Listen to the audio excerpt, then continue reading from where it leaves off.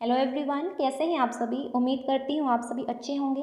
मैं स्वागत करती हूँ आप सभी का आपके अपने चैनल स्टडी 24 ऑफिशियल में। जैसे कि आप सभी को पता है कि इस सीरीज़ में हम क्वेश्चंस के साथ डिस्कस कर रहे हैं जो कि एनवायरनमेंट से रिलेटेड है, या हम बोल सकते हैं कि पर्यावरण से रिलेटेड हैं। और ये जो क्वेश्चंस हैं ये उन सभी स्टूडेंट्स के लिए इम्पोर्टेंट हैं जो भी टेट एग्ज़ाम्स की तैयारी कर रहे हैं, या अदर हमारे जो भी टीचिंग एग्ज़ाम्स होते हैं जिसके अंदर एनवायरनमेंट सब्जेक्ट पूछा जाता है, उससे रिलेटेड हम ये एमसीक्यूज़ कर रहे हैं। जो भी प्रीवियस ईयर्स में क्वेश्चंस पूछे गए हैं उनके साथ हम यहाँ पे डील कर रहे हैं और आगे आने की उनकी संभावना है। तो थोड़ी देर वेट कर लेते हैं बाकी कैंडिडेट्स का भी, जिससे कि वो भी हमें लाइव आके ज्वाइन कर लें। और जैसे कि आप सभी को पता है कि ये जो क्वेश्चंस मैं आपको करवा रही हूँ ये आपको डेली बेसिस के ऊपर मिलेंगे, सेम टाइम के ऊपर। और अगर अभी तक आपने स्टडी 24 ऑफिशियल को सब्सक्राइब नहीं किया है तो सब्सक्राइब कर लीजिए, जिससे कि जब भी हम कोई न्यू वीडियो अपलोड करें या हम जब भी लाइव आएँ तो आपको उसकी नोटिफिकेशन सबसे पहले मिल जाए और लाइव क्लासेस का आप फ़ायदा ले पाएँ, क्योंकि लाइव क्लास में हम अपने क्वेश्चंस के डाउट को क्लियर कर सकते हैं साथ के साथ। सो आई थिंक आज का वीडियो सेशन अब हमें स्टार्ट कर देना चाहिए। सो आई थिंक जिन्होंने भी हमें ज्वाइन करना था कर लिया होगा, तो स्टार्ट करते हैं आज का सेशन। और जिन्होंने भी हमें लेट ज्वाइन किया है उन सभी को हेलो। और आपको बता दूं ये जो क्वेश्चंस मैं आपको बता दूं ये जो क्वेश्चंस मैं करवा रही हूँ, एक बार मैं इसको डी कोड करूँगी, उसके बाद आपने अपना आंसर जल्दी से दे देना है। अगर आपको आता है तब भी, अगर नहीं आता है तो कोई बात नहीं, मैं इसको आगे डी कोड तो कर ही दूँगी। आपको 10 और 20 सेकेंड्स का टाइम दिया जाएगा, उसके बाद मैं क्वेश्चन को रिपीट करके उसका आंसर डायरेक्ट दे दूँगी। तो देखते हैं आज का सबसे पहला क्वेश्चन क्या है। इसमें बताया गया है सुंदरी नामक वृक्ष कहाँ पाए जाते हैं। ध्यान से सुनिए, सुंदरी नामक वृक्ष कहाँ पे पाए जाते हैं। ऑप्शंस देख सकते हैं, सुंदरबन में, गिरिवन में, नंदनकानन में या मानस वन में। अब आप अपना आंसर लगा सकते हैं। अब देखिए इसकी आपको मैं डिटेल एक्सप्लेनेशन देती हूँ कि ये जो सुंदरी नामक वृक्ष हैं ये कहाँ पे पाए जाते हैं। इंग्लिश में इन्हें हम मैंग्रोव फॉरेस्ट के नाम से जानते हैं, मतलब कि ये ऐसे एरियाज में प्लांट्स ग्रो करते हैं जिस एरिया की जो सॉइल होती है वो सलाइन कंडीशंस में होती है। सलाइन कंडीशंस का मतलब होता है कि ऐसे एरिया जिस जगह पे सोल्टी सॉइल होगी, प्लस वहाँ के जो पेड़ पौधे होते हैं जिन्हें हम सुंदरी नामक वृक्ष के नाम से जानते हैं, उनकी जो रूट्स होती हैं, जैसे हम इस पिक्चर में देख पा रहे हैं, ये जो रूट्स होती हैं ये बाहर को इवोल्व हुई होती हैं, जिन्हें हम न्यूमेटोफोर्स के नाम से जानते हैं। न्यूमेटोफोर्स का मतलब होता है कि ऐसी रूट्स जो कि सॉइल से बाहर आई होती हैं। ये क्यों बाहर आती हैं, क्योंकि ये गैसेस को एक्सचेंज करती हैं। क्योंकि जैसे आपको पहले ही मैंने बताया कि ये जो सॉइल होती है ये काफ़ी सलाइन कंडीशन की होती है और इन प्लांट्स की रूट्स को गैसेस एक्सचेंज करने में प्रॉब्लम होती है, तो इसलिए इन्होंने ऐसी एडेप्टेशन अपने अंदर अपनाई होती है कि ये अपनी रूट्स को सॉइल से बाहर ओरिजिनेट करते हैं, जैसे कि हम इस पिक्चर में देख पा रहे हैं। तो ये तो हमने बात कर ली इन सुंदरी नामक वृक्ष के बारे में। अब ये कहाँ पाए जाते हैं, मुझे उम्मीद है कि आपने अपना अपना आंसर लगा लिया होगा। अब मैं बताती हूँ, इसका जो राइट ऑप्शन है वो है फर्स्ट ऑप्शन, सुंदरबन में। जो सुंदरी नामक वृक्ष हैं ये सुंदरबन में पाए जाते हैं, तो फर्स्ट ऑप्शन इसका राइट ऑप्शन है। और अगर इंग्लिश में बोलना चाहें तो ये जो सुंदरबन होते हैं इन्हें हम मैंग्रोव फॉरेस्ट के नाम से जानते हैं, ऐसे फॉरेस्ट जहाँ पे ये जो सुंदरी नामक वृक्ष पाए जाते हैं। तो मुझे उम्मीद है कि आपको ये क्वेश्चन समझ में आ गया होगा। अब बढ़ते हैं अपने अगले क्वेश्चन की तरफ। अगला क्वेश्चन देखते हैं, डुगोंग नामक समुद्री जीव जो कि विलोपन की कगार पर है क्या है। दोबारा से क्वेश्चन रिपीट करती हूँ, डुगोंग नामक समुद्री जीव जो कि विलोपन की कगार में है वो क्या है। वो क्या है उसके बारे में बताना है हमें कि वो किस फैमिली में आता है। आप अपना आंसर बता सकते हैं। ऑप्शंस मैं आपको डी कोड कर देती हूँ। उभयचर, जिसे हम एम्फीबियन के नाम से जानते हैं। एम्फीबियन क्या होते हैं, एम्फीबियंस ऐसे ऑर्गेनिजम्स होते हैं जो कि land as well as water level में रहते हैं, उन्हें हम एम्फीबियन के नाम से जानते हैं। अगला ऑप्शन देखते हैं, बोनीफिश। नेक्स्ट ऑप्शन है स्तनधारी, जिन्हें हम मैमल्स में कंक्लूड करते हैं, और मैमल्स क्या होते हैं, स्तनधारी हैं। अब बात करते हैं लास्ट ऑप्शन की, जिसमें बताया गया है शार्क। मुझे उम्मीद है कि आपने अपना आंसर देख लिया होगा।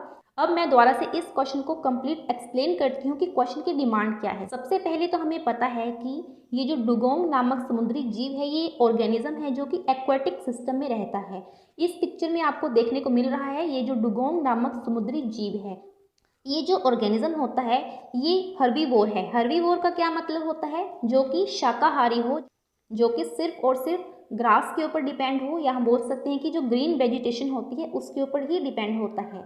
और ये जो डुगोंग नामक समुद्री जीव है ये मैराइन मैमल है, तो इस हिसाब से ये मैराइन मैमल है। तो मुझे उम्मीद है कि आपने भी अपना आंसर लगा लिया होगा।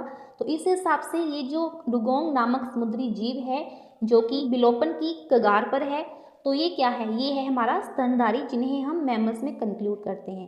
जिन्हें ये नहीं पता है कि मैमल्स क्या होते हैं, इसीलिए यहाँ पे स्तनधारी भी लिखा हुआ है। एग्जाम में या तो आपको स्तनधारी आ सकता है या मैमल आ सकता है, इससे कंफ्यूज नहीं होना है कि मैमल्स क्या होते हैं, स्तनधारी क्या होते हैं। जिन्हें नहीं पता है उनके लिए मैं बता दूं, मैमल्स ऐसे ऑर्गेनिजम्स होते हैं जैसे कि हम ह्यूमंस हैं, जो कि अपने यंग वंस को फीड करवाती हैं मदर्स, उन्हें हम मैमल्स में कंक्लूड करते हैं, जो कि होते हैं स्तनधारी। तो मुझे उम्मीद है कि आपको ये क्वेश्चन समझ में आ गया होगा कि इसका जो राइट आंसर है वो थर्ड है, वो क्यों है, आपको मैंने इसकी एक्सप्लेनेशन दे दी है। तो अब बढ़ते हैं अपने नेक्स्ट क्वेश्चन की तरफ। So move to the next question. काफ़ी इजी क्वेश्चन है ये। निम्नलिखित में से किसने सर्वप्रथम बायोडाइवर्सिटी शब्द का प्रयोग किया था? अब हमें यहाँ पे ये बताना है कि ये जो बायोडाइवर्सिटी शब्द है ये सबसे पहले कौन से साइंटिस्ट ने, कौन से इकोलॉजिस्ट ने दिया था। पहले तो हमें ये पता होना चाहिए कि बायोडाइवर्सिटी क्या है। अब देखिए, इसको हम तोड़ के पढ़ेंगे। जैसे कि आपको मैं हमेशा से ये बताती आई हूँ कि कोई भी जो साइंस का वर्ड है, चाहे कोई इंग्लिश का वर्ड है, उसे हम उसकी डेफिनेशन उसी के वर्ड में ढूंढ लेते हैं, बस उसे हमें पढ़ना आना चाहिए, उसे हमें डीकोड करना आना चाहिए। जैसे कि बायोडाइवर्सिटी, बायो का मतलब है लिविंग और डाइवर्सिटी का मतलब होता है कि डिफरेंट डिफरेंट लाइफ की फॉर्मेशन जो कि हमारे अर्थ के ऊपर प्रेजेंट है, उसे हम बायोडाइवर्सिटी के नाम से जानते हैं। ये तो बात हो गई बायोडाइवर्सिटी की डेफिनेशन की। अब हम ऑप्शंस की तरफ आते हैं कि कौन से साइंटिस्ट हैं जिन्होंने बायोडाइवर्सिटी शब्द को सबसे पहले दिया था। ऑप्शंस देख सकते हैं हम। पहला ऑप्शन है ओडी बैरो, सेकंड ऑप्शन दिया गया है डी कास्त्री, ऑप्शन में बताया गया है वोल्टर जी रोसेन, अगला ऑप्शन है डी आर ब्रिटिश। अब आप अपना आंसर लगा सकते हैं, लेकिन मैं आपको दोबारा से बता दूं, इसमें कंफ्यूज नहीं होना है। क्वेश्चन की सेंस को हमेशा सबसे पहले अच्छे से पढ़ना है, क्योंकि देखिए है यहाँ पे ये नॉर्मली नहीं बताया गया है कि बायोडाइवर्सिटी का शब्द किसने दिया था। इस क्वेश्चन की ये डिमांड है कि सबसे पहले सर्वप्रथम किसने ये जो नाम है दिया था, क्योंकि इसके बाद काफ़ी साइंटिस्ट आए हैं जिन्होंने बायोडाइवर्सिटी को अलग अलग नाम दिए थे। मतलब कि ये जो हमारी इकोसिस्टम है इसे अलग अलग नाम से जाना गया था। तो पहले हमें क्वेश्चन को अच्छे से देखना है कि सर्वप्रथम बायोडाइवर्सिटी ये जो शब्द है ये किसने दिया था। आई होप आपने अपना अपना आंसर लगा लिया होगा। अब हम बात करते हैं अपने राइट ऑप्शन की। तो इसका जो राइट ऑप्शन होगा वो होगा थर्ड ऑप्शन। ये जो बायोडाइवर्सिटी शब्द है ये दिया था वोल्टर जी रोसेन ने। आई होप इसका आंसर आपको समझ में आ गया होगा। तो अब हमें बढ़ना चाहिए अपने नेक्स्ट क्वेश्चन की तरफ। निम्नलिखित में से कौन सा कारक समुद्र में जल विस्तार के लिए उत्तरदायी है? दोबारा से रिपीट करती हूँ मैं क्वेश्चन। इसमें बताया गया है निम्नलिखित में से कौन सा कारक समुद्र में जल विस्तार के लिए उत्तरदायी है। नीचे हमें कुछ कारक बताए गए हैं, कुछ गैसेस के नेम बताए गए हैं। हमें ये बताना है कि कौन सी ऐसी गैस है जो कि समुद्र में जल विस्तार के लिए उत्तरदायी है। ऑप्शंस हम देख सकते हैं नाइट्रोजन डाइऑक्साइड या कार्बन मोनोऑक्साइड या फिर कार्बन डाइऑक्साइड या फिर सल्फर डाइऑक्साइड। आप अपना आंसर लगा सकते हैं। मैं आपको ज़्यादा टाइम इसीलिए नहीं देती हूँ आंसर लगाने के लिए, क्योंकि ज़रूरी नहीं होता है कि हर कैंडिडेट को इसके आंसर्स आते हों। जिन्हें आते हैं वो तो उसी टाइम इसका आंसर डिटेक्ट कर लेते हैं, जिन्हें नहीं आता है के लिए ये टाइम वेस्ट वाली बात होती है। इसीलिए मैं जल्दी से क्वेश्चंस के आंसर लगा लेती हूँ कि सभी को इसका फायदा हो। जैसे कि दोबारा से मैं क्वेश्चन रिपीट करती हूँ, निम्नलिखित में से कौन सा कारक समुद्र में जल विस्तार के लिए उत्तरदायी है? इसका जो राइट ऑप्शन होगा वो होगा थर्ड ऑप्शन कार्बन डाइऑक्साइड। ये जो कार्बन डाइऑक्साइड है यही रिस्पॉन्सिबल होता है कि ये जो समुद्र का जल होता है, ये जो ओशंस का वाटर होता है, ये इसका विस्तार अच्छे से हो पाए only due to the presence of carbon dioxide. उम्मीद करती हूँ आपको इस क्वेश्चन का आंसर समझ में आ गया होगा। अब हमें बढ़ना चाहिए अपने अगले क्वेश्चन की तरफ। निम्नलिखित में से क्या SO2 प्रदूषण का सर्वोत्तम सूचक है? सबसे पहले तो हमें ये पता होना चाहिए कि SO2 क्या है। ये है सल्फर डाइऑक्साइड। ये जो सल्फर डाइऑक्साइड है ये किससे पता चलता है कि किसी एनवायरनमेंट के अंदर पोल्यूशन है, मतलब कि प्रदूषण है। नीचे जो ऑप्शंस दिए गए हैं, पहला ऑप्शन देख सकते हैं ब्रायोफाइटा, लाइकेन, शैवाल या टेरिडोफाइट। आप अपना आंसर लगा सकते हैं। देखिए सबसे पहले तो हमें ये पता होना चाहिए कि ये जो पोल्यूशन हो रहा है ये यहाँ पे इन्होंने स्पेसिफिकली बता दिया है कि ये SO2 की वजह से है, मतलब कि सल्फर डाइऑक्साइड की वजह से है। ये तो डिडक्शन हो गई, लेकिन जो नीचे हमें ऑप्शंस दिए गए हैं, काफ़ी स्टूडेंट्स को, काफ़ी कैंडिडेट्स को ये क्वेश्चन ही समझ में नहीं आया होगा, क्योंकि देखिए इसमें इंडिकेटर के बारे में पूछा गया है कि हमारे एनवायरनमेंट में कौन सा ऐसा ऑर्गेनिज्म है, कौन सा ऐसे प्लांट की स्पीसीज है जिसे हम इंडिकेटर के नाम से जानते हैं। अगर वो हमारे एनवायरनमेंट में प्रेजेंट है तो हम ये डिटेक्ट कर सकते हैं कि हाँ हमारा जो एनवायरनमेंट है वो क्लीन है। अगर वो नहीं है तो वहाँ का जो एनवायरनमेंट है वो क्लीन नहीं है, वो पोल्यूटेड है। तो इसका जो राइट ऑप्शन होगा देखते हैं, ब्रायोफाइटा नहीं। आगे बात करें लाइकेन की, शैवाल की या टेरिडोफाइट की, इसका जो राइट ऑप्शन है वो है सेकंड ऑप्शन लाइकेन। जिस किसी भी एनवायरनमेंट में लाइकेन की फॉर्मेशन हमें देखने को मिलती है, लाइकेन की एसोसिएशन वहाँ पे हमें देखने को मिलती है, तो हमेशा ये बात समझ लीजिए कि वहाँ का जो एनवायरनमेंट है वो काफ़ी क्लीन है, मतलब कि वो पोल्यूटेड नहीं है। लेकिन अगर वहाँ पे लाइकेन ही नहीं है तो इसका ये मतलब है कि वहाँ पे काफ़ी ज़्यादा पोल्यूशन है। अब उम्मीद करती हूँ कि आपको इस क्वेश्चन का मतलब समझ में आ गया होगा, क्योंकि देखिए दोबारा से आपको मैं बता देती हूँ, इसमें ये पूछा गया था कि मान लीजिए कि कोई गैस है जो कि SO2 है, जैसे कि सल्फर डाइऑक्साइड, ये प्रदूषण के लिए जानी जाती है, ठीक है। लेकिन अगर किसी एनवायरनमेंट में लाइकेन्स हैं तो वहाँ पे पोल्यूशन नहीं होगा, वही यहाँ पे बताया गया था। अब हमें ये भी पता होना चाहिए कि लाइकेन क्या है। जैसे आपको मैंने पहले ही बता दिया कि ये इंडिकेटर्स होते हैं। एग्जाम में ये क्वेश्चन भी आ सकता है कि कौन सा ऐसा ऑर्गेनिज्म है जो कि इंडिकेटर की तरह जाना जाता है कि हमारे एनवायरनमेंट क्लीन है या फिर पोल्यूटेड है। तो इसका जो राइट ऑप्शन होगा वो होगा लाइकेन ही। अब लाइकेन क्या है? लाइकेन एक ऐसी एसोसिएशन होती है जिसमें कि दो ऑर्गेनिजम्स मिलके रहते हैं, मतलब कि वो अपने लाइफ साइकिल को कंप्लीट करते हैं। कौन कौन से हैं? पहला है एल्गी, दूसरी है फंजाई। एल्गी और फंजाई की एसोसिएशन को हम लाइकेन का नाम देते हैं। एल्गी फूड का काम करती है और फंगस जो है वो एल्गी के लिए शेल्टर का काम करती है। इस तरह से हम बोल सकते हैं कि ये जो एल्गी और फंजाई है ये लाइकेन को फॉर्म करती है, जो कि म्यूचुअलिज्म की इंटरेक्शन को शो करती है। अब ये तो बात हो गई इस क्वेश्चन के आंसर की। अब देखिए इस क्वेश्चन में हमारे 2 से 3 क्वेश्चन बन गए। कौन कौन से? सबसे पहला क्वेश्चन तो हमने देख लिया कि अगर हमारे एनवायरनमेंट में पोल्यूशन नहीं है, कौन सा ऐसा इंडिकेटर है जिसके थ्रू हम ये पता लगा सकते हैं, वो तो हो गया लाइकेन। दूसरा क्वेश्चन ये बन सकता है कि लाइकेन क्या होते हैं। लाइकेन क्या है? फंजाई है और एल्गी है। ये दूसरा क्वेश्चन हो गया।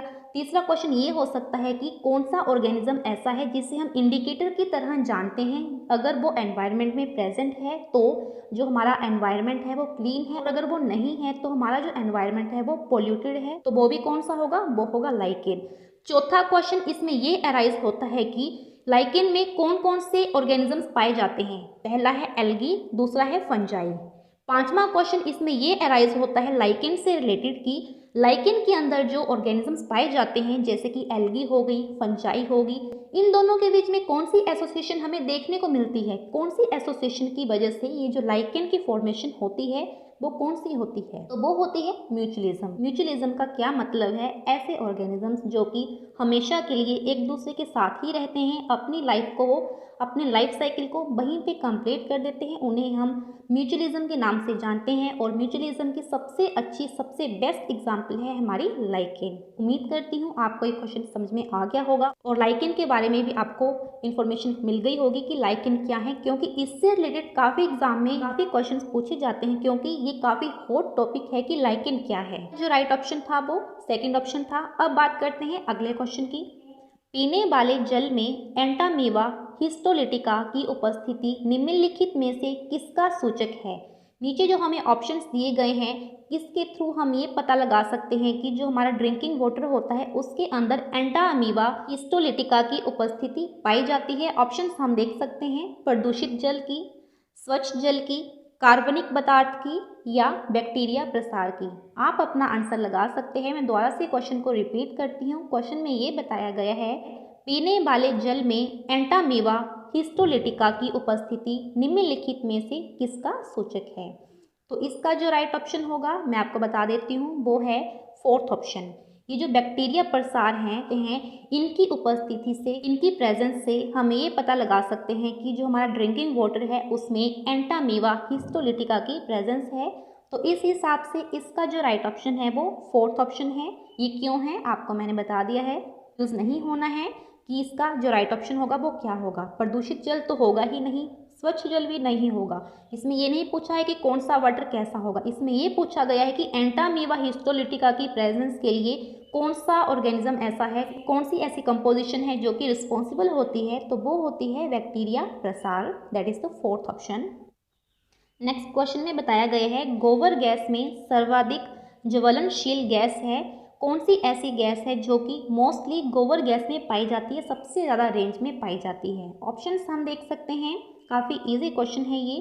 कार्बन डाइऑक्साइड या मीथेन या हाइड्रोजन या प्रोपेन। अब इस क्वेश्चन में भी 2-3 क्वेश्चंस एराइज होते हैं, क्योंकि इसका जो राइट ऑप्शन है उसी से रिलेटेड काफ़ी ज़्यादा क्वेश्चंस एराइज होते हैं, क्योंकि वो काफ़ी इंपॉर्टेंट गैस है।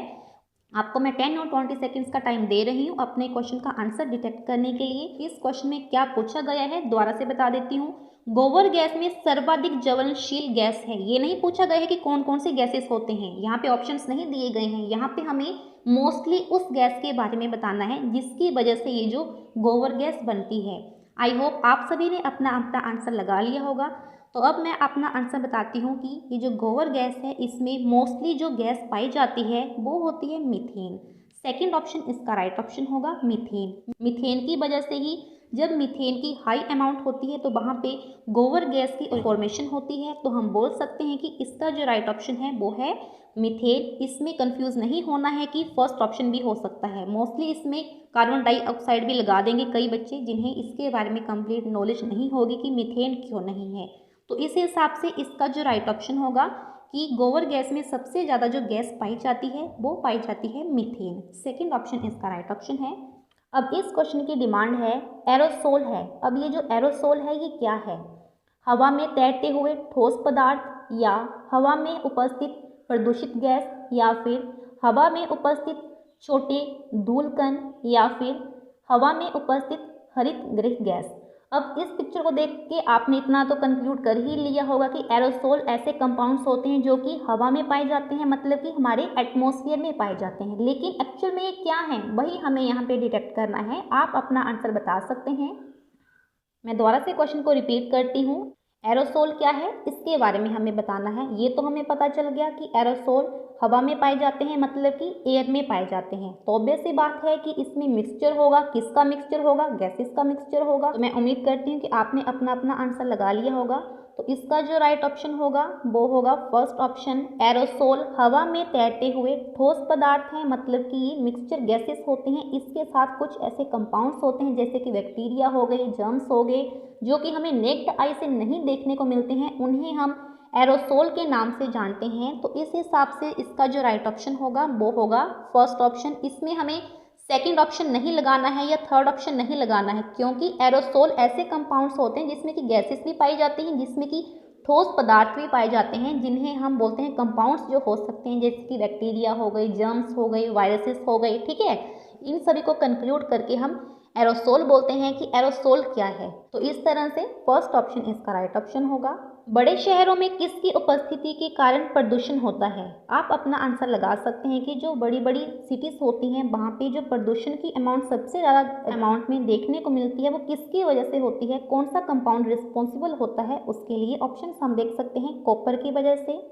सीसा की वजह से, क्रोमियम की वजह से, कैल्शियम की वजह से। और आप सभी को बता दूं ये काफ़ी इंपॉर्टेंट क्वेश्चन है, काफ़ी बार रिपीट हो चुका है कि बड़े बड़े शहरों में जो प्रदूषण की अमाउंट बढ़ती है वो किसके कारण बढ़ती है। उम्मीद करती हूँ कि आपने अपना आंसर लगा लिया होगा। अगर नहीं लगाया है कोई बात नहीं, मैं बता देती हूँ कि इसका जो राइट ऑप्शन होगा वो होगा second option, that is the सीसा।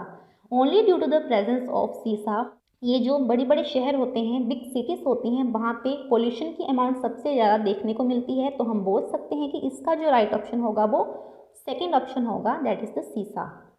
नेक्स्ट क्वेश्चन की बात करते हैं। कार्बन डाइऑक्साइड के वातावरण में लोगों की मृत्यु हो जाती है क्योंकि, अब देखिए यहाँ पे ये बताया गया है कि जब एक्सेस अमाउंट में हमारे एनवायरनमेंट में, हमारे एटमॉस्फेयर में ये जो कार्बन डाइऑक्साइड की प्रेजेंस है ये काफ़ी ज़्यादा हो जाती है, तो इसकी प्रेजेंस से जो ह्यूमंस हैं या कोई भी ऑर्गेनिजम्स हैं उनकी डेथ हो जाती है, मतलब कि उनकी मृत्यु हो जाती है। इसका क्या कारण है?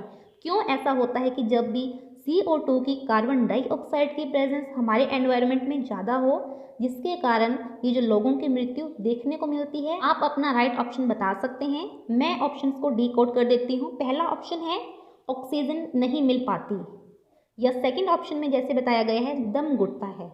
थर्ड ऑप्शन है यह एक विषैली गैस है, या फिर उपरोक्त सभी। आपको क्वेश्चन की डिमांड के हिसाब से आंसर लगाना है, क्योंकि ये जो ऑप्शंस हमें दिए गए हैं काफ़ी कंफ्यूजिंग ऑप्शंस हैं, क्योंकि देखिए कहीं ना कहीं इन सभी का इम्पैक्ट पड़ता है अगर आदमी की मृत्यु के बारे में पूछा गया है, लेकिन हमें यहाँ पे अप्रोप्रिएट आंसर देना है। उस हिसाब से आप अपना टाइम ले सकते हैं क्वेश्चन का आंसर डिटेक्ट करने के लिए। मैं एक बार दोबारा से क्वेश्चन को रिपीट कर देती हूँ। कार्बन डाइऑक्साइड के वातावरण में लोगों की मृत्यु हो जाती है क्योंकि, अब देखिए यहाँ पे क्या बोला गया है, जैसे आप इस पिक्चर में देख सकते हैं कि सिर्फ और सिर्फ यहाँ पे CO2 ही है। जब CO2 की ही प्रेजेंस होगी, ऑब्वियस सी बात है। देखिए अगर यहाँ पे CO2 के बारे में बताया है तो कि आदमी की मृत्यु हो जाती है। अब इसमें हम अपनी कॉमन सेंस लगा के इस क्वेश्चन को डिटेक्ट कर सकते हैं। कैसे? हमें पता है कि जो हम ह्यूमंस हैं, हम ह्यूमंस ही क्या, कोई भी जो ऑर्गेनिज्म है हमारी अर्थ के ऊपर, वो जीवित क्यों है, वो क्या इनहेल करता है, मतलब कि वो ब्रीदिंग के टाइम कौन सी गैस को अंदर लेता है, CO2 को लेता है, जिसे हम कार्बन डाइऑक्साइड बोलते हैं, या फिर ऑक्सीजन को लेता है। तो ऑब्वियस सी बात है कि इसका जो राइट ऑप्शन होगा, जिन्होंने भी फर्स्ट ऑप्शन इसका राइट लगाया है उनका सही है। क्यों? क्योंकि देखिए इन्होंने पहले ही बता दिया है कि कार्बन डाइऑक्साइड की अमाउंट ज़्यादा है हमारे एटमॉस्फेयर में, जिसकी वजह से लोगों की मृत्यु हो रही है। ऑब्वियस सी बात है कि वहाँ पे ऑक्सीजन की कमी होगी, ऑक्सीजन ही नहीं हमें मिल पाएगी, तो हम कैसे सर्वाइव करेंगे, हम कैसे जीवित रहेंगे। ठीक है, अप्रोप्रिएट आंसर इसका साइंटिफिकली आंसर फर्स्ट ऑप्शन ही होगा। क्यों होगा आपको मैंने बता दिया है। सेकंड ऑप्शन इसका नहीं हो सकता है, ना ही थर्ड हो सकता है, क्योंकि सेकंड ऑप्शन की अगर हम बात करें दम घुटता है, या थर्ड की बात करें यह एक विषैली गैस है। अगर हमें यहाँ पे बात की गई होती कार्बन मोनोऑक्साइड की, तब हम सेकंड या थर्ड के बारे में सोच सकते थे, क्योंकि सबसे ज़्यादा पोल्यूटेड जो गैस है वो है कार्बन मोनोऑक्साइड। लेकिन यहाँ पे बिल्कुल बेसिक सा और सिंपल सा क्वेश्चन दिया था कि कार्बन डाइऑक्साइड की प्रेजेंस सबसे ज़्यादा है, जिसकी वजह से ऑर्गेनिजम्स की डेथ हो रही है। तो इसका क्या कारण है? इसका यही कारण है कि जो हम ऑर्गेनिजम्स हैं वो CO2 को लेते नहीं हैं, मतलब कि इसे इनहेल नहीं करते हैं, इसे एक्सहेल करते हैं। लेकिन अगर हमें इनहेल के लिए भी यही मिल रही है गैस, तो हम कैसे वहाँ पे सर्वाइव करेंगे? तो ऑब्वियस सी बात है कि इसका जो राइट ऑप्शन होगा वो होगा फर्स्ट ऑप्शन, की उनकी जो मृत्यु हो रही है वो हो रही है ऑक्सीजन नहीं मिल पाती उन्हें, इस कारण। तो इस हिसाब से फर्स्ट ऑप्शन इसका राइट ऑप्शन है। उम्मीद करती हूँ कि इस क्वेश्चन का जो राइट ऑप्शन है वो आपको समझ में आ गया होगा कि इसका क्यों ऐसा आंसर है। तो अब बात करते हैं नेक्स्ट क्वेश्चन की। अब बात करते हैं आज के लास्ट क्वेश्चन की। यहाँ पे बताया गया है समुद्री पारितंत्र के किस वर्ग में जैव निम्नीकरण का कार्य सर्वाधिक होता है। अब दोबारा से मैं क्वेश्चन को रिपीट कर देती हूँ कि क्योंकि इस क्वेश्चन की लैंग्वेज ही कुछ टफ सी है, जो कि समझ में नहीं आने वाली है। देखिए यहाँ पे बताया गया है कि समुद्री पारितंत्र के इस वर्ग में जैव निम्नीकरण का कार्य सर्वाधिक होता है, मतलब कि कौन सी ऐसी लेयर है, कौन सी ऐसी जोन है जहाँ पे एक्वाटिक सिस्टम के अंदर सबसे ज़्यादा जैव निम्नीकरण का कार्य देखने को मिलता है। ऑप्शंस हम देख सकते हैं, फाइटोप्लैंक्टन, या जूप्लैंक्टन, या मछली, या समुद्री पक्षी। आप अपना आंसर लगा सकते हैं। मैं इनको डिकोड करती हूँ। जैसे कि बात करें फाइटोप्लैंक्टन की, फाइटोप्लैंक्टन का क्या मतलब होता है? फाइटो का मतलब होता है प्लांट्स, और प्लैंक्टन का मतलब होता है जो कि फ्लोट करते हैं। मतलब अगर हम इसे हिंदी में बोलना चाहें तो हम बोल सकते हैं पादप, प्लवक के नाम से जानते हैं, जो कि एक्वाटिक सिस्टम में हमें देखने को मिलते हैं। आगे बात करें जू प्लैंक्टन की, जू का क्या मतलब होता है? एनिमल्स, और प्लैंक्टन का क्या मतलब होता है? जो कि फ्लोट करते हैं एक्वाटिक सिस्टम के अंदर। तो आप बताइए कि सबसे ज़्यादा रोल किसका देखने को मिलता है, मतलब कि जैव निम्नीकरण के लिए फाइटोप्लैंक्टन ज़्यादा रिस्पॉन्सिबल होते हैं या जूप्लैंक्टन रिस्पॉन्सिबल होते हैं? अगला ऑप्शन देख सकते हैं मछली। मछली होती है क्या? ये जो मछली है ये तो कार्निवोरस है, ये कभी भी प्रोड्यूसर का काम ही नहीं कर सकती है। वैसे ही जूप्लैंक्टन भी कभी भी प्रोड्यूसर का काम नहीं कर सकते हैं। अगला ऑप्शन देखते हैं समुद्री पक्षी, ये भी नहीं होगा, बल्कि ये सारे के सारे क्या हैं? ये कंज्यूमर्स हैं, प्रोड्यूसर्स नहीं हैं। यहाँ पे हमसे प्रोड्यूसर के बारे में पूछा गया है कि जैव निम्नीकरण किसके द्वारा होता है सबसे ज़्यादा, मतलब कि हम ये भी बोल सकते हैं कि किसके द्वारा ये जो लाइफ है एक्वाटिक सिस्टम के अंदर ये बढ़ती है। तो इसका जो राइट ऑप्शन है वो है फाइटोप्लैंक्टन। जिन्होंने भी इसका राइट ऑप्शन फाइटोप्लैंक्टन लगाया था उनका राइट है, क्योंकि ये जो फाइटोप्लैंक्टन्स हैं यही रिस्पॉन्सिबल होते हैं जैव निम्नीकरण का कार्य करने के लिए। आई होप आज का वीडियो लेक्चर आप सभी के लिए हेल्पफुल हो। अगर कोई डाउट हो या कोई क्वेरी हो तो आप मुझे कमेंट करके बाद में बता सकते हैं। इन क्वेश्चन से रिलेटेड दोबारा से आपको बता देती हूँ, ये जो लाइव सेशन क्वेश्चंस के देखने को मिल रहे हैं ये आपको रेगुलर बेसिस के ऊपर देखने को मिलेंगे, सेम टाइम के ऊपर। तो जब भी हम लाइव सेशन लें, क्वेश्चन से रिलेटेड आप डिस्कस करें तो आप हमारी क्लास को ज्वाइन कर सकते हैं। और अगर अभी तक आपने स्टडी 24 ऑफिशियल को सब्सक्राइब नहीं किया है तो सबसे पहले हमारी नोटिफिकेशन पाने के लिए आप स्टडी 24 ऑफिशियल को सब्सक्राइब कर सकते हैं और लाइक कर सकते हैं, शेयर कर सकते हैं अपने फ्रेंड्स के साथ। So thank you so much for watching the video.